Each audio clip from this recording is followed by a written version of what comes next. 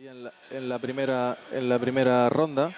Y esta es nuestra representante en la tercera serie, Laia Forcadell, que va a estar con Lugon de Liberia, Natalia Antiuk de Rusia, una mujer que está acreditando buenos cronos, pero ha sido ya en el tramo final de la temporada.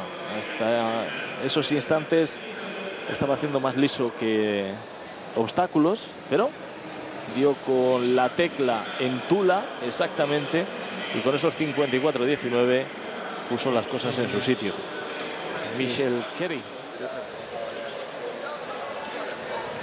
Y la medalla de oro en Pekín, nada más y nada menos en esta serie. Tiene una serie pues con dos mujeres muy destacadas, Melanie Walker y Natalia Antiuk, pero una buena actuación de Laia, mejorando, estando muy cerca o mejorando su marca del año, podría incluso darle el pase a la siguiente ronda. Es una muy buena hora para competir.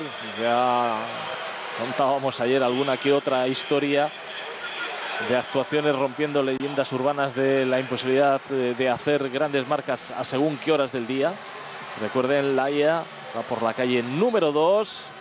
Está teniendo muchos problemas para meterse en carrera.